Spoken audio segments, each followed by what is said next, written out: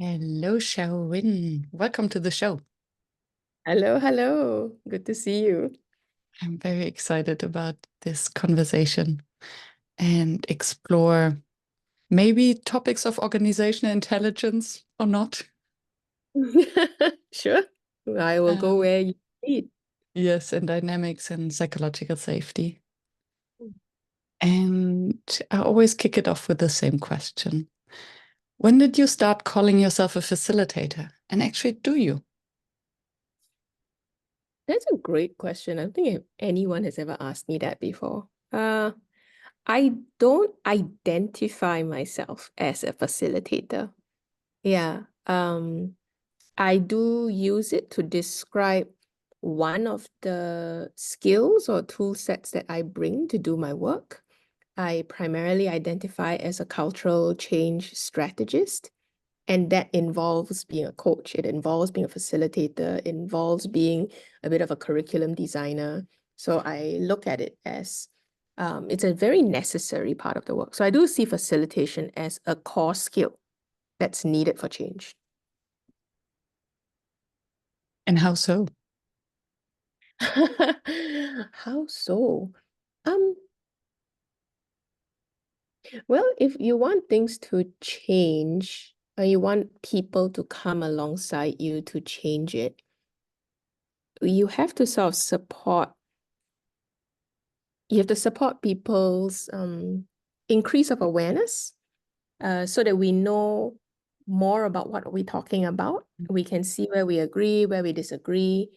And once we have a richer shared picture of points of connection, disconnection, agreement, disagreement, then we can move ahead.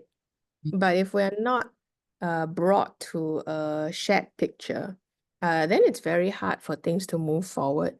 Yeah, so that's, I think, where a lot of change efforts can be stalled, either like overtly or covertly.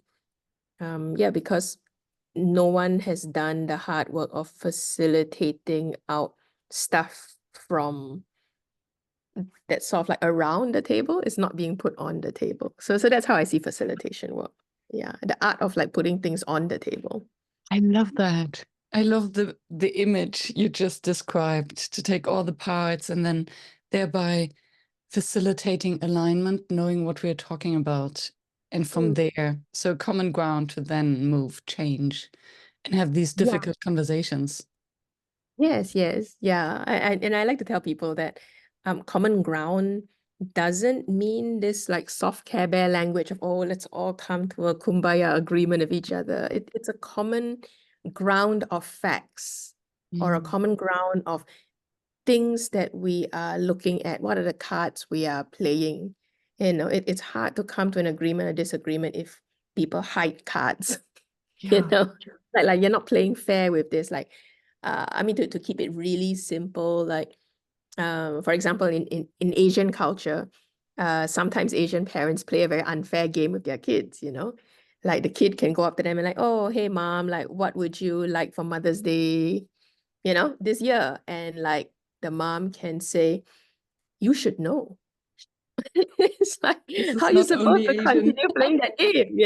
Like, what do you mean I should know? I can't know if you don't show me, uh, give me something to work with, Yeah. you know? And in those situations, if a facilitator was present, the facilitator would then have to use the art of what are some good questions and what is some good context setting, what are some safety things I can give here so that the conversation that needs to happen happens, But sometimes we are not skilled at having the conversation we really want. Yeah. Yeah. Oh, thank you. It's so great to have these very specific examples. And A, I can assure you that it's not only Asian mothers. B, I think that, oh no, did you froze? Did you freeze? Check, check. Yeah. Now it's back. Yes. So rest assured, Mm. it's not only Asian mothers who expect their children to read their minds. And what I hear is this skill to make the implicit explicit. And I think Yes. it's Yes, it starts with our mothers. It shows up in, I think, so many relationships where we expect our partner to know what we need, Yeah. and to fulfill all these unvoiced expectations. And I think Mm. then at work, we just do the same thing, and it's maybe even more difficult to Yeah. make Yeah. explicit what we expect from each other, how Yeah. we do want to work, how we don't want Mm. to work. Yeah. It's hard. It's hard to have a good, honest, authentic, kind, compassionate conversation. It's hard. Mm. You Yeah. know? And I think the more we appreciate how hard it is, even in your most trusted, lovely relationships, that's hard too. Mhm. Yeah. So then multiply that by all of the not so lovely relationships that we may have at work, that trust levels vary in an organization. So there is always some level of dishonesty in a room. Mm. Yeah, and to accept that that's a fact and it's not always a bad thing, uh, to ask people more specific questions that help them to be a little bit more honest than they normally are. Mm. Yeah. Where do you think does the dishonesty come from?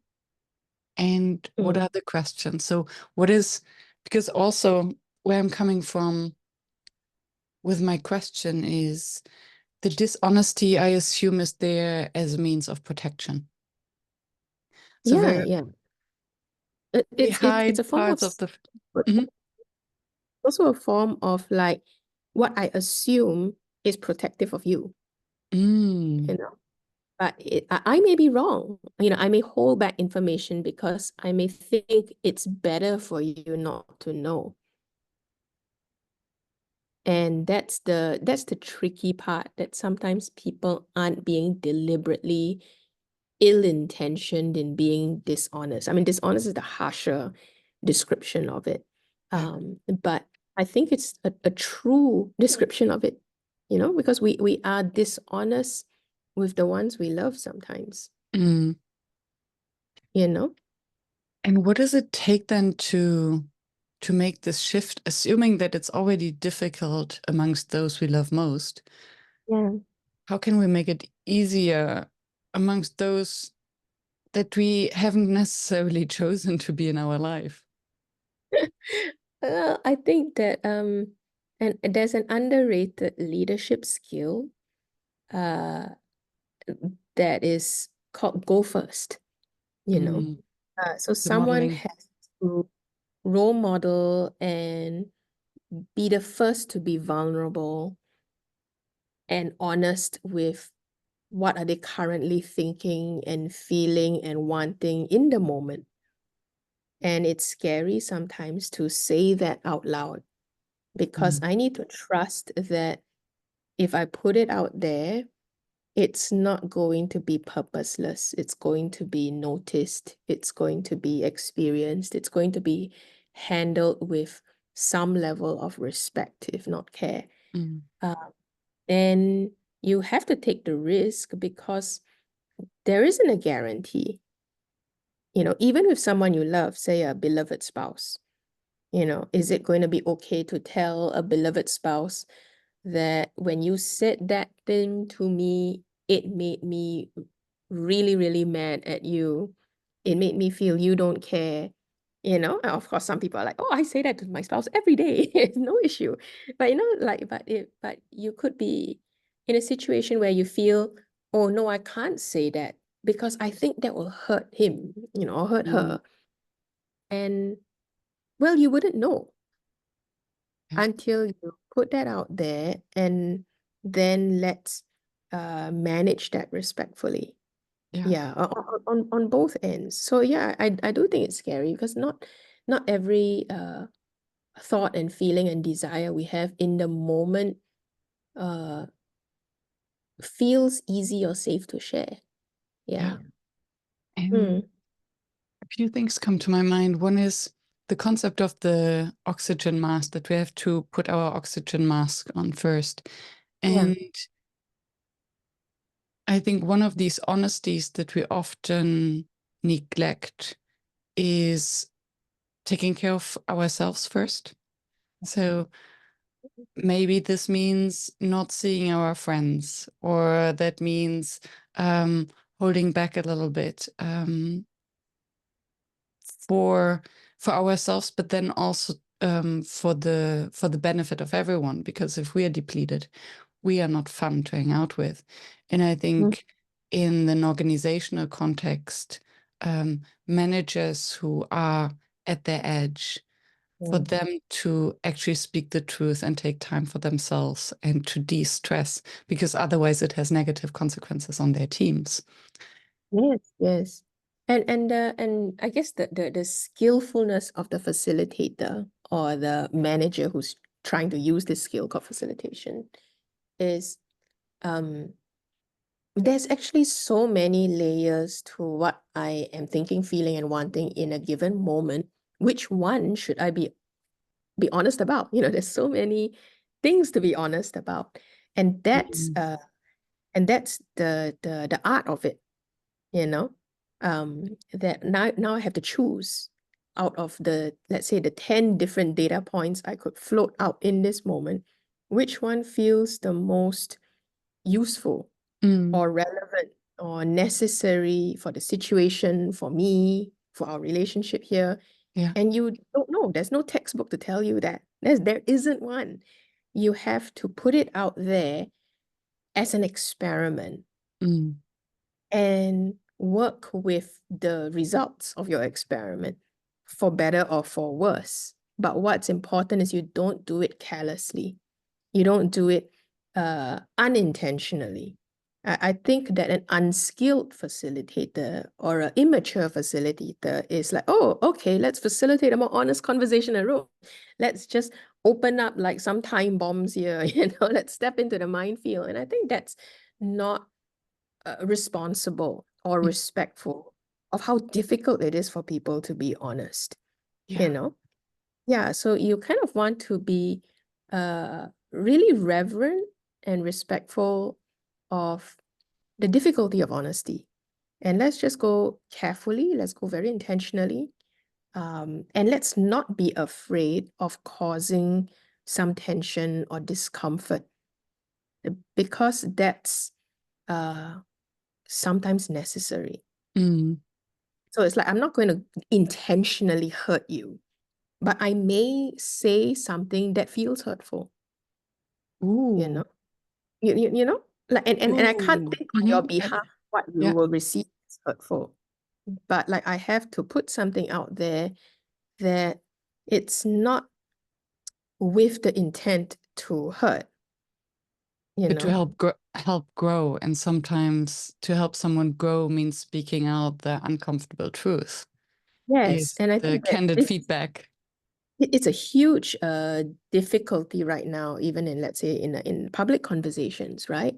Say you want to have an honest conversation about bias or race, and most people say, like, let's not even go there because it's too difficult, it's too hurtful, right? And I cannot share with the other the real things I'm thinking and feeling because it's going to cause a huge offense. So let's just not talk. Let's just stay really, really far away from each other and don't even go there. But the problem is then we become progressively less and less wise and less sensitive about this topic. So it's a paradox, right? It's really paradox. So it's like, if you want us to get better, say at talking about race, we do have to hold this very safe, respectful, reverent space where I'm going to allow you permission to say the thing which might be hurtful to me, but I would rather hear it, than to feed you. And this is like such dangerous territory, right? Because you're like, oh, so are we saying let's just give the racists like space to say whatever they want to say? So again, we're not saying let's give space for people who are deliberately callous or deliberately hurtful, And how can we create the ground rules of respect so that Yeah. nobody oversteps this agency or permission to speak up and to Yeah. speak their own truth. Yes. And so like when you have like, let's say a facilitator is put into, say, let's say this like racial conversation, then the facilitator's job, difficult but powerful job, is to support, let's say, these two individuals' ability to talk about this tough topic with a bit more guardrails. That's what the facilitator does. Like the facilitator can say like, okay, let's pause it there, and let's now ask party A, how did you feel when party A said that, So you're sort of giving those support systems that the conversation needs. Yeah. And when do you think that, coming back also to the distinction that you made for yourself, that you would use facilitation, but you don't call yourself a facilitator. And I think the same would be true for managers. Yes. Hopefully, in the best of all cases, they use facilitation to guide their teams through these difficult conversations and help them to be a little bit more honest. Yes, yes. When do you think is it possible for the manager to really facilitate these conversations and create this culture of psychological safety, what it actually is? And when is it necessary to have someone external for whom it might be easier to maybe also provoke and to I'm thinking of what you described with that you have to be very skillful in what uncomfortable questions to ask and how to guide the group into opening up, being more honest, and how easy it is to push them off the edge. Yeah. I think about, say you're a married couple and you have like a marriage therapist who's essentially playing a facilitator role, right? Like when do you call in the therapist? The thing is, the therapist cannot be there every single day and every single moment. The therapist is there to help you through a season, a difficult season, a season where you realize we want to bring our conversations to a certain level and we feel we don't have the skill or we don't have the neutrality to have that well. So you will engage an external party to sit in and play a bit of referee role, play a bit of like, let me give you some skills. But ultimately, I still have to go home and live with this person and facilitate that conversation with them. And I guess I bring that up because no one wants to be married to a facilitator. No one wants to have wake up every day with a facilitator. It's like if you want your husband to be a husband, you want your wife to be a wife, you want your manager to be a manager. You don't want your manager to be a facilitator. You don't want your manager to be your coach. It's like if I want a coach, I'll engage a coach. But I do want my manager to utilize facilitation and coaching in the way they do their managing work, Yes. Yeah, like it's funny because in like my early days of like learning coaching and facilitating, like sometimes my husband would like say, oh, don't use that voice, don't, Your facilitator voice. I yeah, know yeah. that. It's like when you're learning things for the first time, there is some clumsiness. Like how do you turn on the how do you use this skill? And I realized what's crucial is to focus on who is the person I'm being right now. When I'm engaged as a facilitator by a client organization, it's very clear I'm a facilitator. I am not a part of your organization. If I'm in this weird blended situation of I am the wife who's trying to facilitate a conversation with a husband, or I'm a manager trying to facilitate a conversation with my reportee, I have to be very clear. They don't want me to be a facilitator. They want me to be a manager. They want me to be their spouse. That's the identity that they need me to be in. And they Yeah. will not trust me if I'm a facilitator. It's like, because a facilitator is saying, I'm not a part of you, essentially. I Yes. am standing apart, And if I'm working with a client, that's what they want me to do. I'm not here to be like, hi, if I was an employee, this is what I would be thinking. It's like, we didn't hire you for that, Yeah, so I think that's the difficulty I find for say leaders or managers who are trying to learn facilitation or coaching skills in the early days as they're trying to mature. It will be a bit difficult to like figure out, how do I use this in a way that doesn't make my peers or my colleagues or my bosses feel like I'm trying to facilitate them, Yeah. because facilitation does carry that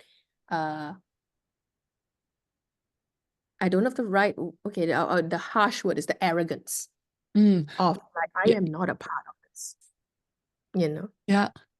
Yeah. And You know? totally. And I think also the manipulative part. Yes. I had conversations on the podcast about facilitators being manipulators, Oh, yeah.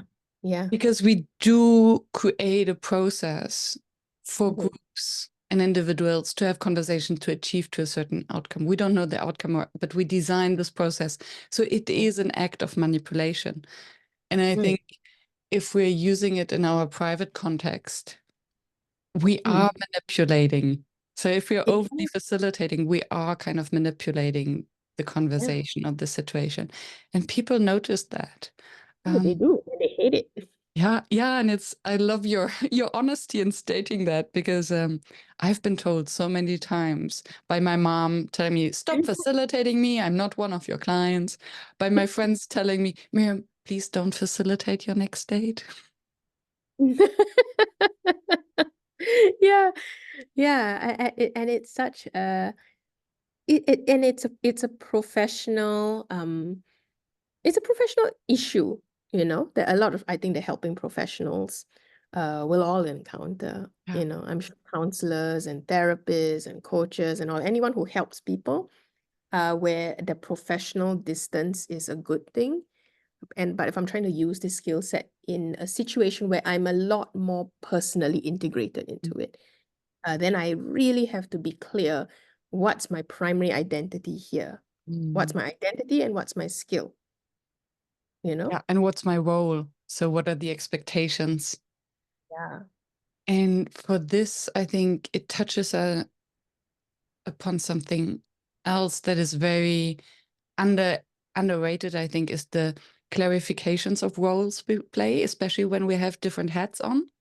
Yes. So the Yes. manager facilitating could be Mm. one, but then facilitators who come in but have also subject matter expertise, or a Mm. trainer who is using facilitation and maybe a little bit of consulting. So Yes. how can we create the clarity and honesty around that? Mm. Mm. I suppose the one easy way, and I guess I'm saying it with some hesitation, is it doesn't always work out. One way is to name like, okay, I'm saying this right now as Mhm. I'm saying this right now as a friend. I'm saying this right now as a facilitator. So you can try and name the identity that you are stating something in, and that works sometimes, and sometimes it also doesn't work because it's not so much Yeah. about what you say. But they It's what you're embodying in that moment. Yes. Yeah, like I can't say like, uh, right now I want to say this to you as a friend, but if I'm not expressing it or behaving in a way that is a friend, and they're not Mm. going to believe when you put that verbal like flag around it. And now it becomes there's so many layers to that. It's so complex, because it then brings, okay, what is our general understanding of the characteristics of a friend? Mm. It's the warmth, it's the care, it's maybe a little bit of almost altruism. And then Yeah. when you say, I'm saying this as a facilitator or as a mother or an expert in the field, what are the attributes Yeah. that we mean and that we expect the group to understand when we say that? Yeah. Yeah. Because I think the good that external facilitator brings to a conversation is precisely their outsider status. I am on the boundaries of outside and inside at the same time. You know, you invited me inside into your organization, inside into might be a very intimate conversation that not every outsider gets to hear, but I get to hear it because you engaged me for this work, you know? So I'm inside and yet I'm outside at the same time. And that's the power of engaging an external facilitator. And that's why if I am your manager and I try and put on this presumptuous external facilitator hat, and I'm both inside and outside, that's the point of offense. Like, how dare you separate yourself from this situation? You are in this situation with me, you know? So it's like if I facilitate my husband, like, oh, so when you did that, how did that make you feel? It's like, don't talk to me as if you were not part of that situation. You Yes. know, you have a relationship with them as a manager or as like a spouse, you know, you are integrated with them. You are an insider. Yeah. Don't pretend you are not an insider. Yeah. And yeah, and hence it becomes very difficult to be part of the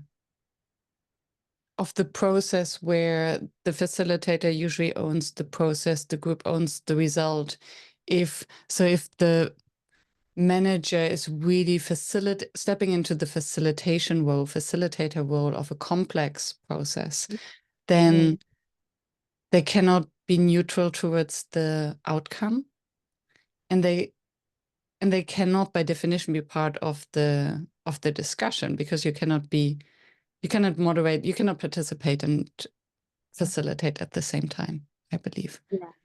It's like you can't, I guess if a manager is trying to strictly be a facilitator, let's say in a meeting, that means they are not subjecting themselves to their own process.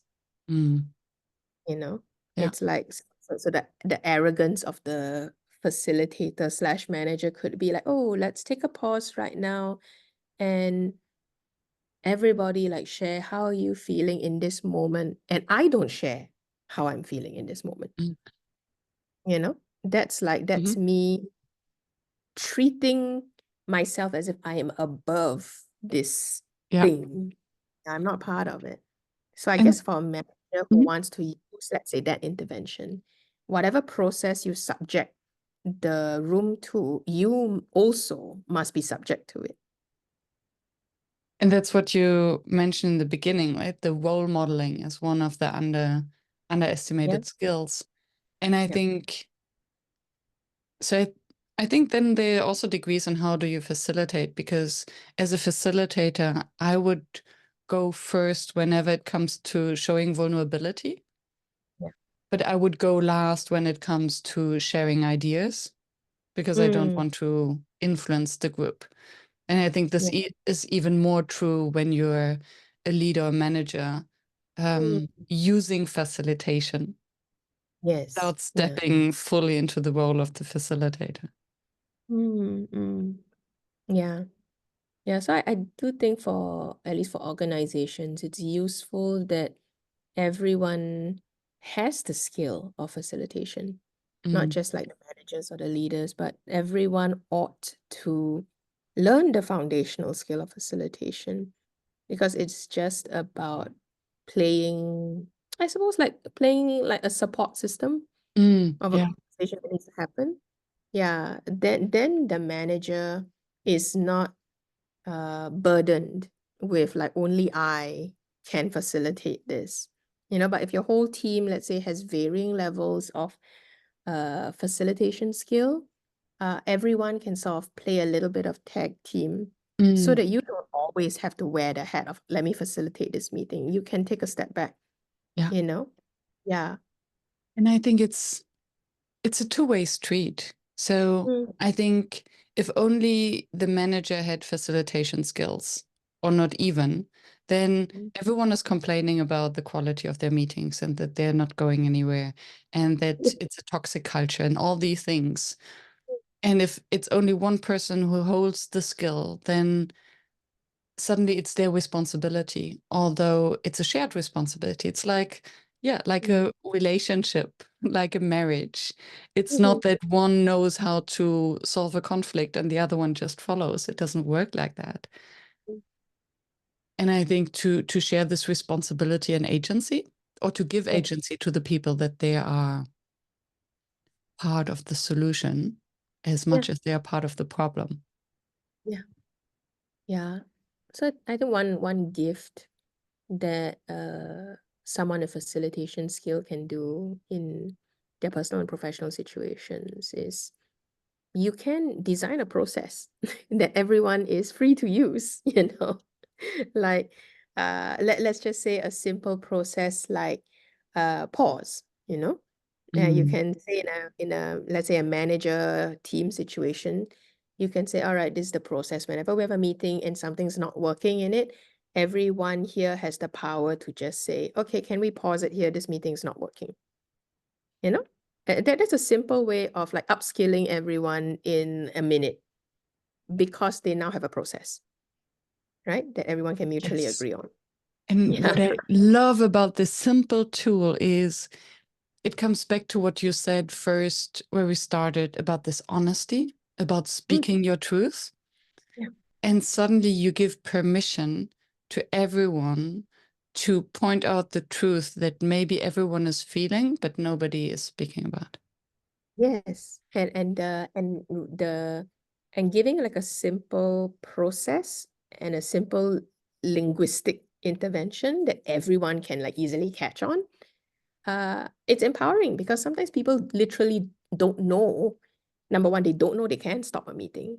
Number two, they don't know what's the safest way to stop it. Mhm. Yeah. So if you are the power and you say, all right, everyone can just say like, okay, can we pause here? Something's not working for me. Then you gave them that. Yeah. Now they just have to play that card, you know? And it does even one more thing earlier on in the process, that by adding the permission of this rule, you acknowledge that it's possible Yes. that a Yeah. meeting is not working. You acknowledge that it's possible that the meeting is not working for one single person, and this can have an impact on the entire group. Yeah. And just by stating that, suddenly everyone is like, oh, we don't have to pretend that this is working, although it's not. Yeah. Yeah. Yeah. And that is an example, a very simple living example of how a manager can go first. Mm, It's a facilitation skill too. Yeah. So I do like demystifying facilitation and coaching and all of these other things. Uh, I prefer to tell people that if something's not working for you, you can change it. And there are very, very small ways that you can do something different and just experiment with it. Yeah. mm. Then it doesn't feel like, oh no, now I got to be this like really certified champion facilitator before my meetings work better. No, you just have to be the person who goes first and says, this meeting isn't working, you know? Yeah, yeah. Yeah. Yeah. So how would you then, also thinking of this culture of honesty Hmm. and stating what's not working and what is, there are Yeah. individuals who speak to think, Hmm. who reiterate thoughts, and for many, speak too much. Hmm. Yeah. And this often sucks the energy out of the space and crowds Hmm. out other voices. Yeah. How would you go about that? Do you have a tip for either another simple rule, or how far Well, can you push the honesty, or how to make it a non-violent I statement? guess it's different from whether you are the power figure or the not so powerful figure, right? Mm. If you are the powerful figure who does recognize that there are some people who suck a lot of time out of a meeting, then you can use your power to establish a new process, and you take the hit. You can say like, all right, what I've noticed is sometimes our meetings run over, or we don't always get to hear from everyone in the room because some of us have a lot to say about certain opinions or certain ideas, and that's okay. But what I want is to hear from, I don't know, more voices, or what I want is to end on time. So you don't have to demonize anybody, but you are Mm. naming the honesty of what you have noticed, and you can double check whether you're the only one. You can say like, are we all okay if we manage time a bit better by like making sure that everybody gets a say and no one goes past 2 minutes? Mm. You can double check. And if everybody says they're cool with it, then good, you have their permission. And then establish like 1 or 2 simple processes, right? Thank you. So Yes. that's if you're a power figure. You get to set the rules in that way, and you should use your power for that. But if you are not the power figure and you can't depend on them to declare these rules, and you don't have the confidence or assurance that if you did something similar, people would hear you, then a simple trick that I teach is to pause, replay, and reroute, right? So pause means you can do like, let's say, can I pause you there, David? Let's say David is the over talker, right? Oh, can I pause you there, David? Pause is a great word because it's not, can I stop you there, David? Pause is like, because I acknowledge that you will have airtime to replay again, so let me pause you there. And that gets the attention, and you must immediately replay. So replay means you play back to them something that you honestly heard from them, right? So that means you are paying attention to them. So you can say like, oh, can I pause you there, David? I hear you on I'm hearing you on how difficult that project was. And that is very concerning, right?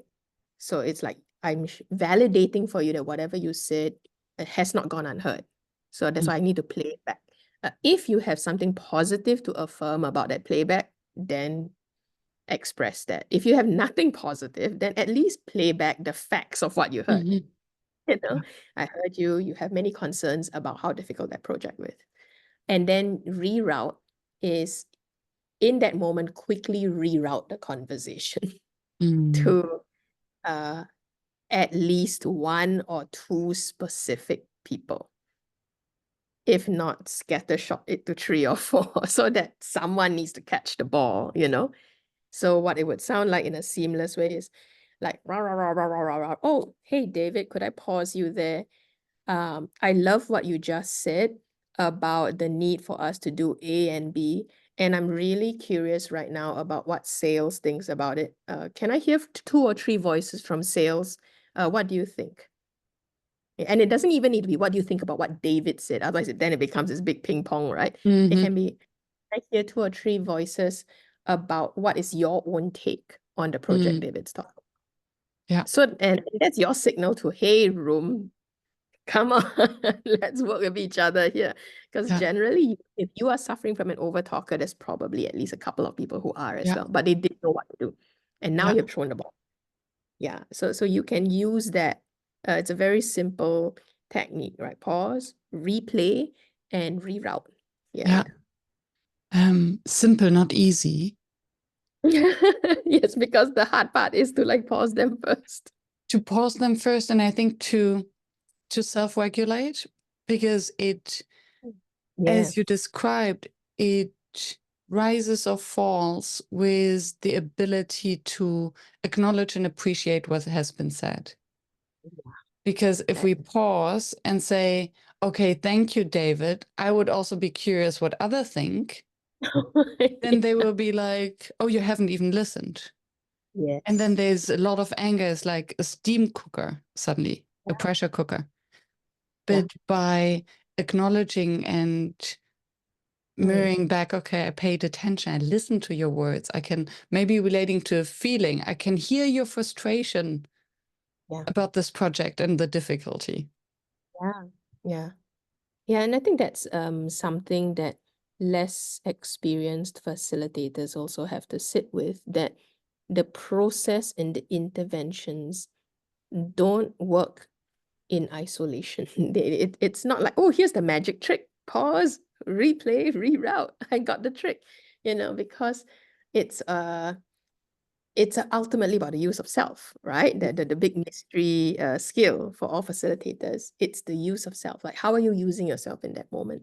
And unskilled, never learned facilitation thingy person in your team, but is really great at using themselves, would be far more effective.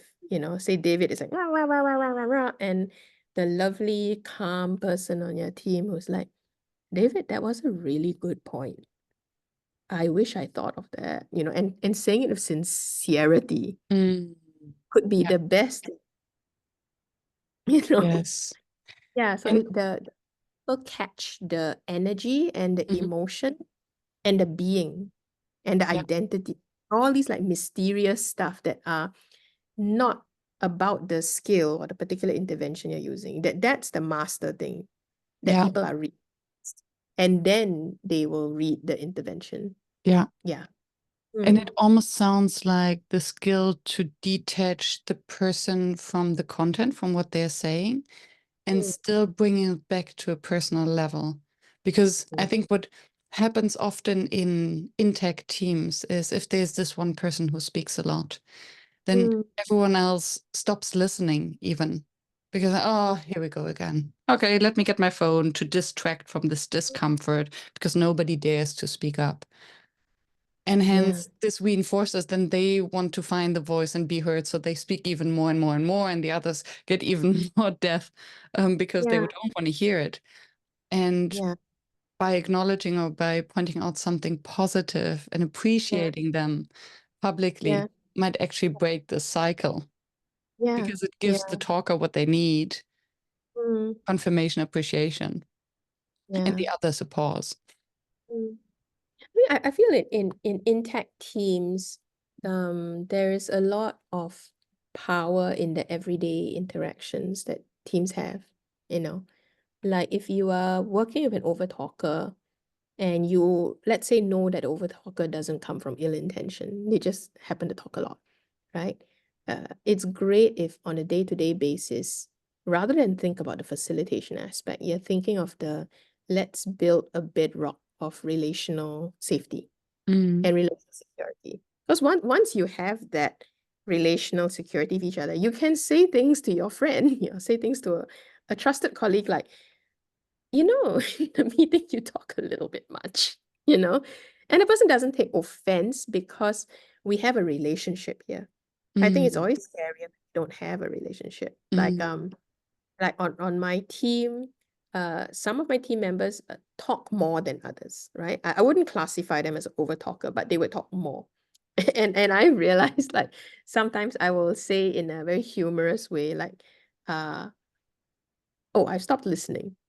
mhm, And mm, in a humorous way, not in an aggressive, like I've stopped listening to you, but like I let them know the exact moment where yeah, I'm no longer listening. yeah. Yeah. And I say it in a humorous way, and it's not in a big professional setting, it's not a meeting, it's just a lunchtime casual conversation. And I'll be like, okay, I've stopped listening. You just lost me. Yeah. Yeah, yeah. Or you've just lost me, or I have no idea what you just said. And Mm, that's an example of let's put some honesty on the table, but honesty doesn't have to be brutal, mhm, you know. Uh, Honesty, I really like how Brene Brown puts it.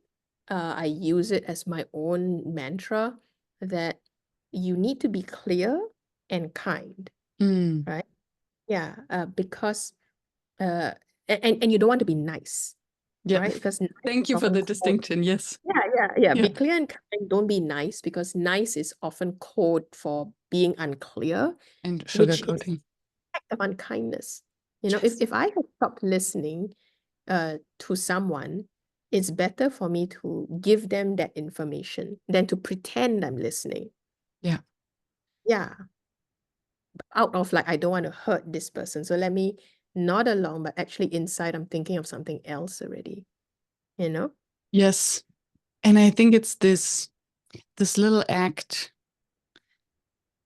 as when someone has something between their teeth, Yes. right? Yeah. There's a noodle Yeah. in their face. You want to tell them before they go out to speak in public. Yeah.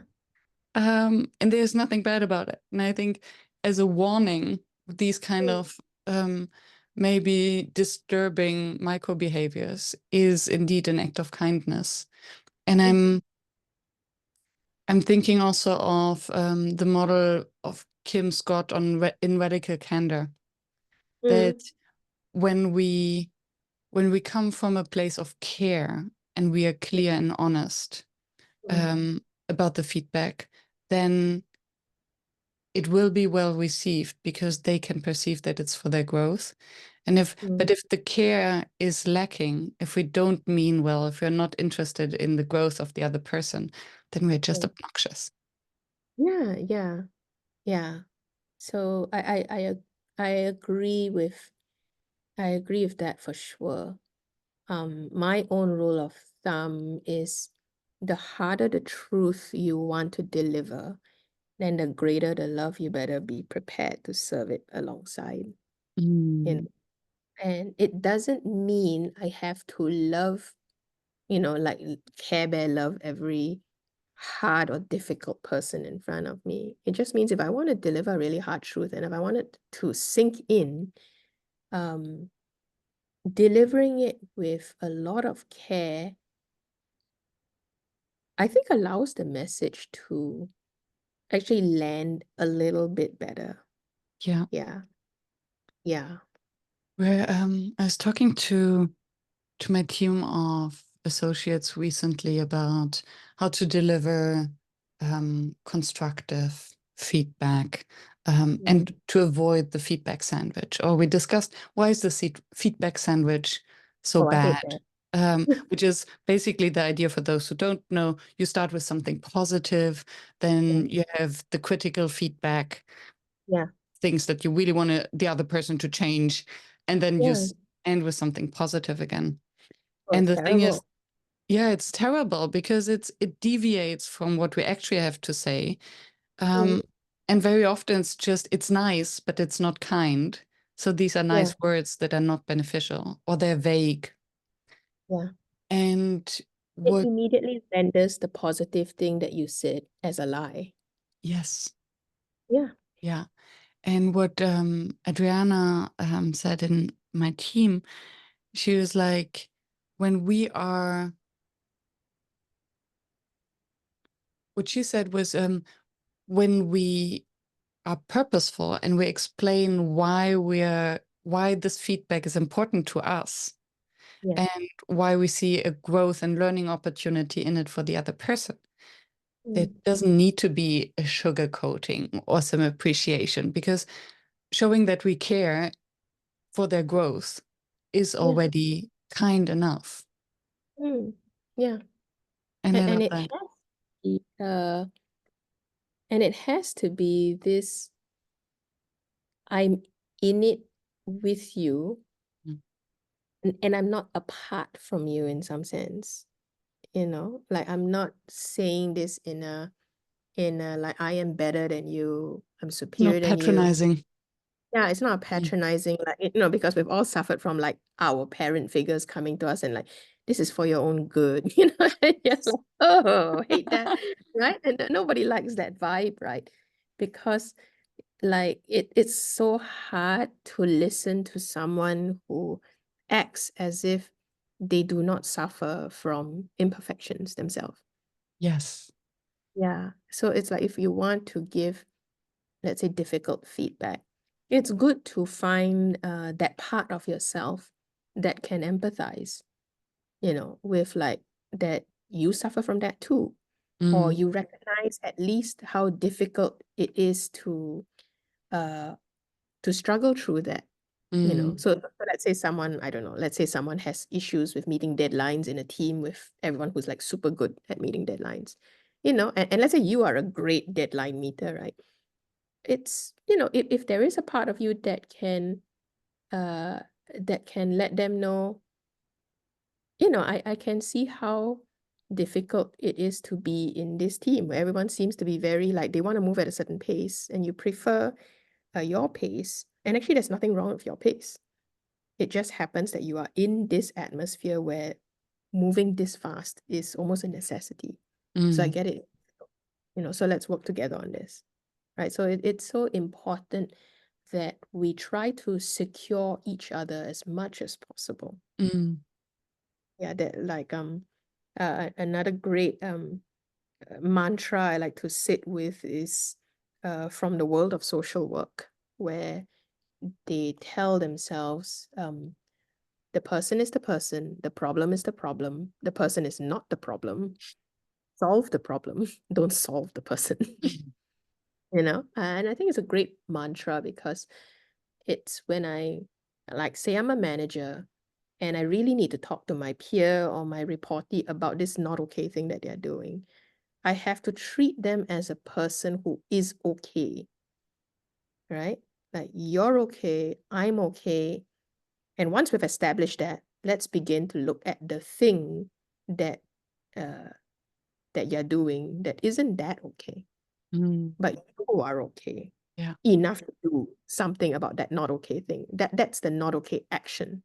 Yeah. Yeah. Mm.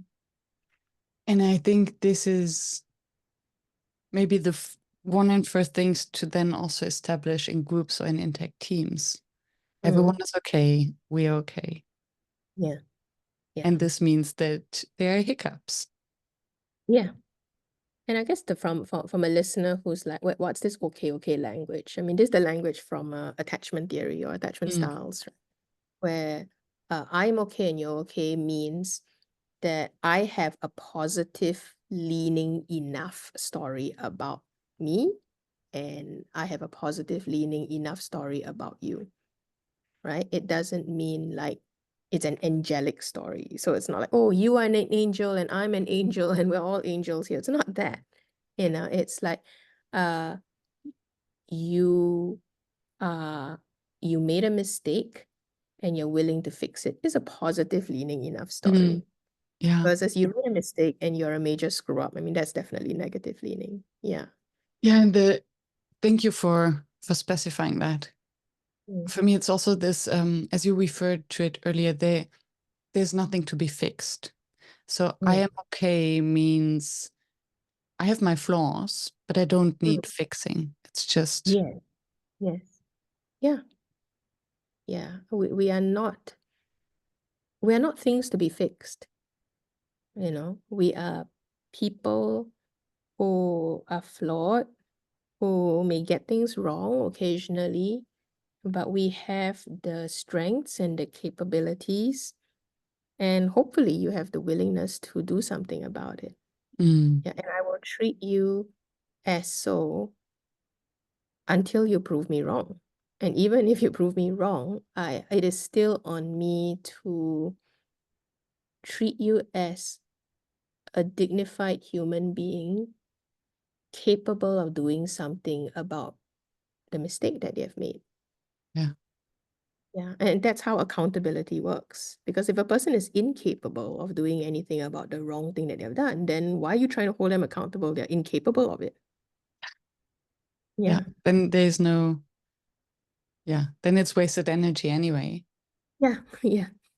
And I think that's why it's so important for leaders, managers, facilitators to take care of their own energy and to be in a good place, because this costs a lot of energy to see the positive, to acknowledge that we are all okay and that mistakes happen, and to find this empathy. And I think in a time where the number of burnouts are just skyrocketing, Mm. and burnout, I think one of the characteristics of a burnout is that we lack empathy, the capacity to hold empathy for others. Mm. Mm. And that's why it's so important, I think. Mm. Yeah. In Yeah. No, no, just feeling the moment. Yeah. in our exploration call, you used the beautiful concept of conspiracy of stupidity. Yeah, yeah. And I would like to just spend a moment on that. Mm. What you meant by that, maybe also to. I think like that term first struck me when um I was in I was in Parliament for a short time, 3.5 years, as a nominated member of Parliament in Singapore. And it was my first time being in, I suppose, part of the system, right? And you're surrounded by like other parliamentarians, and there are a mix of human beings in there. Some are wonderful and some are like a bit of a question mark around them, right? And there were one or two encounters I had in Parliament, just ordinary, conversations where they said things that were very like, it was a bit like, why would you think it's okay to say something like that? Mm, But I recognized in the moment in that conversation, I didn't say anything about it. It was like they said the weird thing, and I would think inside me, that's not okay to say that. But verbally, I didn't express anything, you know. mhm, And like after like much reflection on that, on one hand, I can feel really outraged and angry that, oh, how can like people in power say that kind of things? And while that's true, what's also true is I enabled it. I enable it in the sense that I did not say anything about it in the moment, which is the best moment to learn, right? mm, I was dishonest about how that conversation was not working for me. So that's when I felt empathy for, say, people like that. Well, it made me wonder, how long have you walked around corridors of power and probably surrounded by people who may be not cool with some of the things you say, but not say it to your face. And that is unkind, actually. mm, And I understand why it's so difficult for like, but if you say that, what if that person's offended? Then you get canceled by someone who's powerful. Why put myself in that shoes, right? And that's true also. And that's why it's a conspiracy of stupidity, right? Like mm, like I know something that you don't know, right? And maybe another person also knows exactly the same thing. But both of us are in conspiracy right now not to tell the offender anything, because let's not rock the boat here, yeah. Let's just keep each other and the offender and the system all a little bit stupid, because like I'm not prepared to make known something that doesn't work for me.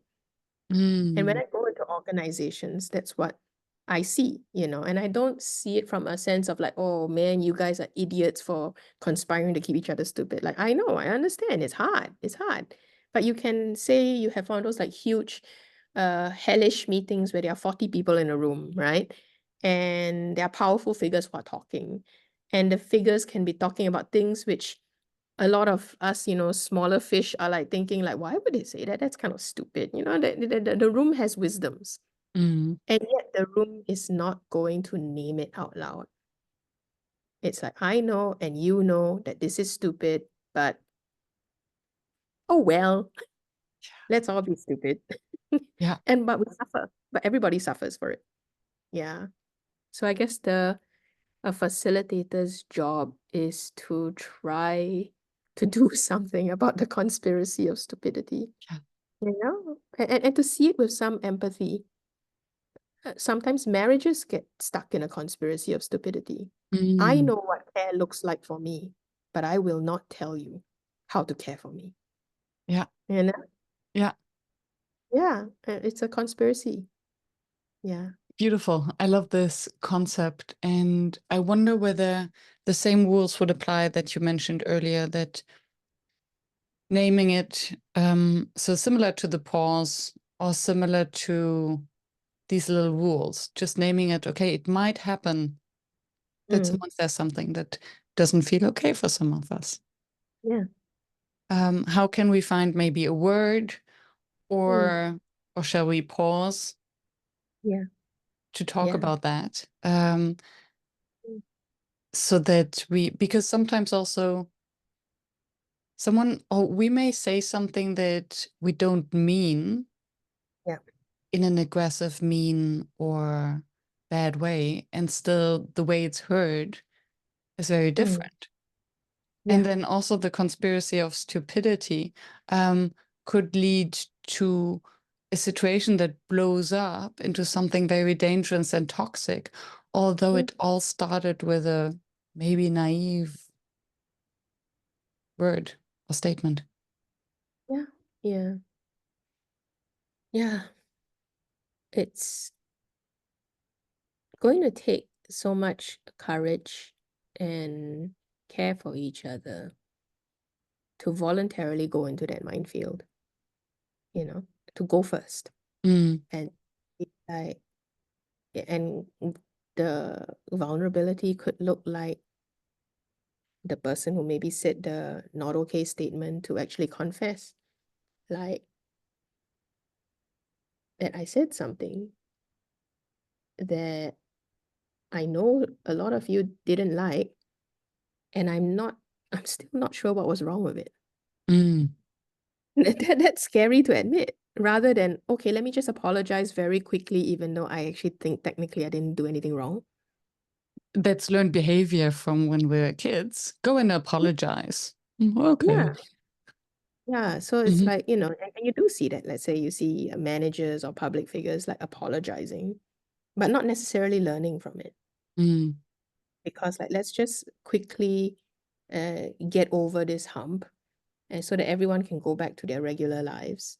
But if we want to support learning, then we, the offended, or we who have grouses with, let's say, the things that were said, we also need to give space for each other's learning, And I get it that it can feel, oh, this is so tiresome, it's so exhausting, why should I have to carry that burden? And yeah, you're not obliged to carry the burden of someone else's learning. But if you do want change, then that's the hardest part, that you have to do that kind of work of mm, let's support each other's journey towards wisdom. And wisdom looks like engaging in hard conversations. They are tiring, and they should be entered into with people who are speaking in good faith, you know? Because I do think some people who say, let's say, the not great things, some of them are sincere about wanting to understand what is so wrong with what I just said, mm. And someone needs to have good faith on their end, saying like, I'm gonna walk you through that. Not in a way that is like, oh, you're terrible. How can you not understand this? Like, what if that person is sincere but I actually really don't understand it? Yeah. You know, And it's, can we mhm, hold that space for them? Yeah. yeah. And it refers back to what you said earlier about the bringing everything to the table and Yeah. making this visible. So that's the job of facilitator. So apologizing for something in general actually assumes that we understand what we did wrong, and very often we don't, because otherwise we would have acted differently. Yeah. So Yeah. Yeah. yeah, it actually must be a conversation with the vulnerable question of, what do you see that I haven't? Yeah. And it's hard, Hmm. and it not be entered into lightly. Um, but if it feels right for you emotionally and psychologically to get into that conversation, then that's a leadership moment Yeah, on both sides. yeah, Like into that minefield. Let's talk this through, because if the thing we're after is not a cheap apology and the thing we're after is behavioral change or cultural change, then the roots of the change is in the world of beliefs. It's all in the mental model stuff, not in the actions of apology. It's in the, oh, I now see. I now get a little bit of that. Then from those roots would spring forth a more sincere version of an apology. Mm. So I think it's okay for people not to be quick to apologize if they have not fully discovered what is this thing they're apologizing for. Yeah, but I understand it's complex territory. Yeah, because sometimes even if you are sincere about wanting to learn about what you did wrong, the other party may not be ready to be your educator, you know, and that's okay, and that's okay. Yeah. Yeah, there might be hurt and open wounds. Yeah. And then it's difficult to really hear and listen each other. And also, our defense mechanisms to protect our belief systems and our right doing are so strong. Yeah. That's why, it's a leadership capability, this facilitation, It's and to facilitate these kind of conversations and create the space for teams to step into that space. yeah. What remains your facilitation challenge? Ah, that's my facilitation challenge. I think the eternal challenge is always what is the room ready for? And I'm talking about external engagements, let's say client engagements. Because sometimes there is the expressed ambition of, oh, for example, oh, we want to have a team conversation that builds psychological safety. Let's just say that. But it's not about the conversation that you open up in, say, 2 hours. It's the aftermath, right? Because real change happens over days and weeks and months of what you do with what was opened up in a conversation. And sometimes the facilitator is not around to support that. You have no guarantee of what happens. Like the marriage therapist, like, I can't be there every single day to police the way you talk to each other. All I can do is give you, this is what we've discovered, this is what we have learned. You have to go out and practice it. Yeah, I think that's the most challenging thing for a facilitator, that you kind of want and hope that people take whatever was opened up in a conversation, that they take it out into the real world. Yeah. The facility is not the real world in many ways. Yeah. It's like a dojo. It's a little practice space where you can make visible what is possible. Yeah. It creates some hope. Yes. And how do you facilitate what comes after? Well, if you're lucky, you are engaged in a longer term change process with the client, right? Those are the most meaningful versions of the job, where you get to see a group of human beings journey through change, right? And hopefully what is programmed into that process is not just a series of conversations, but a series of habit forming practices, right? Yeah. Growing muscles. Yeah. Growing Yeah. muscles. Yeah. One final question that I always ask. According to you, what makes a workshop fail? Oh man, what makes a workshop fail? So many things. I think what makes it fail from a facilitator point of view is when you forget who you are and who you're supposed to be in the room. Mm. You know, like sometimes you can be triggered by things that are said or the way people are acting, and you forget that you're meant to be on the borders of inside and outside. You're not meant to, be too involved. Yeah, that you forget yourself. Mm. Yeah, but beyond that, say you have done your own self-mastery and the process is amazing, everything was perfect. What can cause massive failure in a room is just people choosing not to show up as their better selves. And you can't control that. The whole Mm. point of facilitation is not to control like a god what happens in a room. You can't. You're ultimately dealing with these complex human beings, and they will show up in whatever way they choose to show up. Yeah. So you can't you can't facilitate away deep dysfunctions.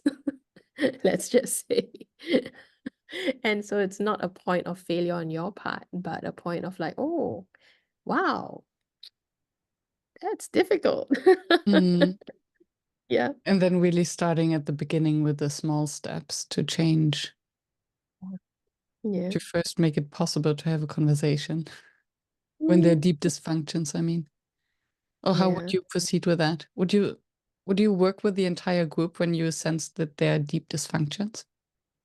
I guess the skill of the facilitator is how do I use myself right now to name what I'm seeing in the room, and in a way that serves them and not just serves you, Mm. to save your face as the facilitator, but to just present it in a way that isn't blaming or shaming, but just an observation of what may be supporting the conversation and what may not be supporting the conversation, and to present choice, I mean, to make it a bit more specific, let's just say you're called to facilitate a org conversation, and let's say half the room is just not listening to you and they're on their computers doing work, right?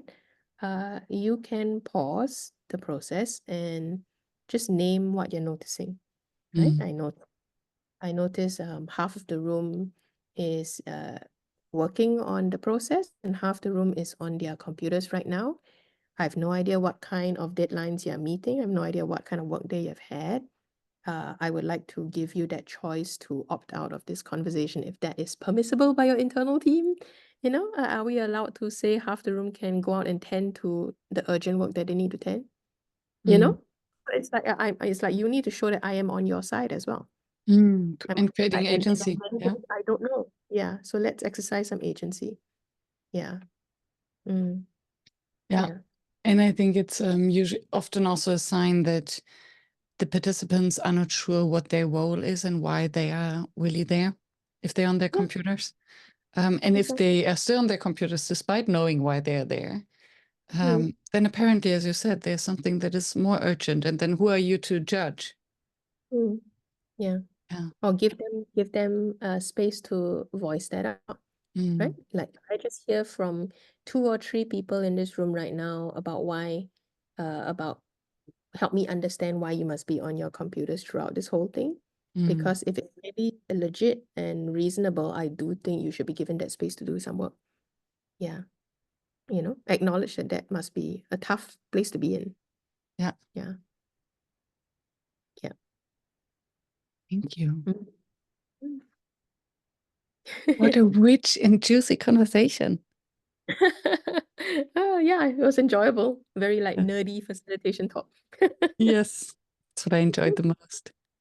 Thank you so much for your generous sharing. If Yeah, someone would like to get in touch or work with you or find more of your wisdom, where would they go? well, you can look for us at ourcommonground.com.sg, or you can look me up on LinkedIn. Shiao-yin Kuik is only one of me. And I write a newsletter called The Good, Bad, and the Ugly, which is field notes of what I'm learning as I go through this cultural change stuff. Yeah. Beautiful. And we'll put all of that in the show notes. Thank you. Thank you. Beautiful.